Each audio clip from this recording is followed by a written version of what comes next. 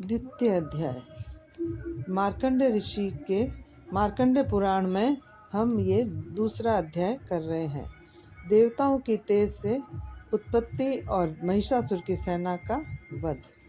मेधा ऋषि ने कहा, पूर्व काल में देवताओं और असुरों में पूरे 100 वर्ष तक घोर संग्राम हुआ था। उसमें असुरों का सेनापति महिषासुर था और देवताओं के नायक इंद्र थे। उस समय महाबली दैत्यों द्वारा देव सेना पराजित हो गई और पराक्रमी महिषासुर ने सभी देवताओं को युद्ध में जीतकर स्वर्ग से निकाल दिया और स्वयं इंद्र बनकर बैठ गया। राक्षसों से परास्त होकर देवता घबरा गए और अपनी कष्ट कहानी प्रजापति को सुनाई। तब ब्रह्मा ने उन सब को लेकर कैलाश पर शिव के पास जाकर देवताओं की स्थिति से अवगत कराया। तब भगवान भोलेनाथ बोले कि उन सब के साथ उठ करके क्षीर सागर पर, जहाँ श्री विष्णु भगवान विराजमान थे, वहाँ लेकर गए और तमाम देवताओं ने दैत्यराज दुष्ट महिषासुर के व्यवहार और देवताओं की पराजय का आदि से अंत तक वर्णन किया जैसा कि हुआ था, और कहा कि महिषासुर अग्नि, जल, वायु, चंद्रमा, सूर्य, यम, वरुण, कुबेर और इंद्र आदि देवताओं को परास्त करके सबका अधिकार छीनकर स्वयं स्वर्ग का स्वामी बनकर बैठ गया है, और उस दुष्ट महिषासुर द्वारा स्वर्ग से निकाले गए समस्त देवता धरा पर ठोकरें खाते फिर रहे हैं। अब हम सब देवता ब्रह्मा, विष्णु और महेश तीनों आपके पास आए हैं, अतः शरण गए की लाज अब आपके ही हाथ में है। अब आप उस दुष्ट महिषासुर के नाश का कोई उपाय सोचकर हम दैत्यों के जुल्मों से बचाइए। समस्त देवताओं की यह बात सुनकर मधु और कैटभ का वध करने वाले श्री विष्णु भगवान और भगवान भोले शंकर को बहुत क्रोध आया और दोनों ही देवों की भौहें कमान के समान टेढ़ी हो गई। दोनों के मुख क्रोध से लाल हो गए। इसके पश्चात चक्र सुदर्शनधारी भगवान विष्णु और श्री ब्रह्मा जी के मुख से एक महान तेज निकला। तत्पश्चात इंद्र आदि समस्त देवताओं के मुख से भी एक महान तेज निकला और वह सब के मुख से निकला हुआ तेज मिलकर एक हो गया। सुमेरु पर्वत के समान दृढ़ और दीप्त उस तेज पुंज की ज्वाला से दसों दिशाएं दीप्त हो गई। इस प्रकार दीप्त उस महान तेज को एकत्रित होते हुए सब देवताओं ने देखा। संसार में ऐसा तेज और कहीं नहीं था। सभी देवताओं के शरीर से उत्पन्न हुआ वह तेज महान तेज समूह शक्ति स्त्री के रूप में परिवर्तित हो गया। उसमें से शिव के तेज से मुख, यम के तेज से केश, विष्णु के तेज से भुजाएं और चंद्रमा के तेज से दोनों स्तन और इंद्र के तेज से कटी यानी मध्य भाग बना। वरुण के तेज से जांघें बनी और कुबेर के तेज से नितंब, ब्रह्मा के तेज से दोनों चरण, सूर्य के तेज से दोनों पैरों की अंगुलियां और 8 वसुओं के तेज से हाथों की 10 अंगुलियां बनी। कुबेर के तेज से नासिका, प्रजापति के तेज से दांत और अग्नि के तेज से तीनों नेत्र पैदा हो गए। दोनों संध्याओं के तेज से आंखों की भौहें और वायु के तेज से कामनाएं और दूसरे सब देवताओं के तेज से एक देवी का स्वरूप प्रकट हो गया। इस प्रकार श्री आदि शक्ति महामाया का प्रादुर्भाव हुआ। उसके पश्चात महिषासुर से सताए गए सभी देवताओं के तेज समूह से उत्पन्न उस प्रकाशमय स्वरूप की दिव्य ज्योति देखकर सभी देवता प्रसन्न हो गए और श्री शंकर भगवान ने देवी को त्रिशूल दिया। विष्णु भगवान ने अपने चक्र सुदर्शन से दूसरा चक्र निकालकर देवी को दिया।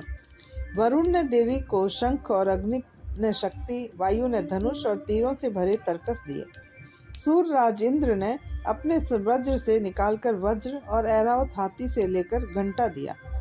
यम ने अपने काल दंड से निकालकर दंड दिया और वरुण ने पाश, दक्ष प्रजापति ने अक्षमाला, ब्रह्मा ने कमंडल और सूर्य ने देवी के समस्त रोमकूपों में अपनी किरणों का तेज भर दिया। काल ने खड़ग और चमकीली ढाल दी।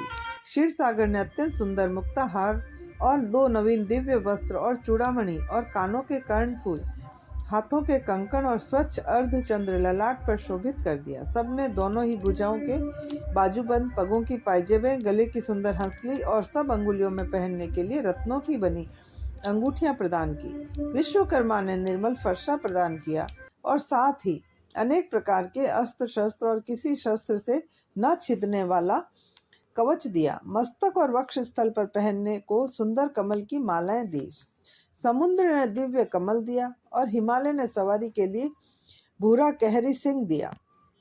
अन्य अनेक प्रकार के रत्न भी दिए। कुबेर ने सुरा आसव से भरा पान पात्र दिया। नागों के राजा शेषनाग, जो कि पृथ्वी को अपने फन पर धारण किए हुए हैं, सो उन्होंने प्रकाशमान नागमणियों का हार दिया। अब तो महाशक्तिशाली देवी समस्त देवताओं के अस्त्र शस्त्र भूषण इत्यादि से सम्मानित होकर ठहाका मारकर हंसी, फिर ऊंचे स्वर से गरजी। देवी जी की भयंकर गर्जना से संपूर्ण ब्रह्मांड गूंज उठा। उधर आदि शक्ति के वाहन भूरे सिंह की भयंकर गरज से सभी लोक तथा सातों समुद्र कंपायमान हो गए। समस्त धरा हिल गई, समस्त पर्वत चलायमान हो गए। तब देवताओं ने उस सिंह की सवारी करने वाली देवी की जय जयकार की और साथ ही ऋषि और मुनियों ने नम्रता पूर्वक महामाया की स्तुति की। तीनों लोगों के असुर शुद्ध हो गए। समस्त भूमंडल में कोलाहल मच गया। हलचल देखकर सभी अपनी अपनी सेनाओं को अस्त्र शस्त्रों से सुसज्जित करके सजग हो उठे और दैत्यों का राजा महिषासुर क्रोध में भरकर सोचने लगा कि ये क्या हो गया। ऐसा कहकर अपनी सभी आसुरी सेना ले गरजता हुआ दौड़ा। इसके पश्चात उसने अपने तेज से तीनों लोगों को प्रकाशित करती हुई महामाया जगदम्बा को देखा। वह जगत जननी माता कैसी है कि जिनके चलने से धरा हिलने लग जाती है।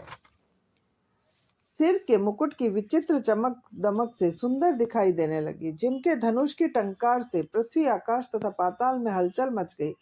विशाल 1000 भुजाओं से 10 दिशाओं को व्याप्त करती हुई महामाई को महिषासुर ने देखा। तत्पश्चात सुरों से द्वेष करने वाले दैत्यों से युद्ध आरंभ हो गया। दोनों ओर से अनेक प्रकार के प्रहार से 10 दिशाओं के अंत तक ज्वाला ही ज्वाला नजर आने लगी। महिषासुर की विशाल सेना का सेनापति महाबली चिक्षुर था। उस और चामर नामक राक्षस ने महाशक्तिशाली चतुरंगिणी सेना, जो हाथी घोड़े रथ और पैदल चलने वालों से युक्त थी, लेकर देवी जी से युद्ध किया। उदग्र नामक महाबली दैत्यों की अपार सेना, जिसमें 60,000 रथ थे, लेकर युद्ध किया। उधर महाहनु नामक असुर आयुध 10,000 सेना और 1,000 रथों और अनेक प्रकार की युद्ध सामग्री सहित युद्ध क्षेत्र में आया। इस हिसाब से असीलोमा नामक दैत्य 50 नियुक्त अर्थात 5 करोड़ रथों को लेकर युद्ध में आ डटा और बाष्कल नामक दैत्य ने हाथी घोड़ों के अगणित समूहों से युक्त 60,000 सेना लेकर रणभूमि में देवी से युद्ध किया। फिर करोड़ों रथों को लेकर भी युद्ध किया। इसके पश्चात विडालाख्य दैत्य भी 5 अरब रथों को लेकर देवी से लड़ा और भी अनेक दैत्य लाखों की संख्या में हाथी घोड़े रथ लेकर इकट्ठे होकर परम ज्योति स्वरूप देवी से लड़े। तत्पश्चात कोटि कोटि पदार्थ संख्या अर्थात करोड़ों करोड़ों हजारों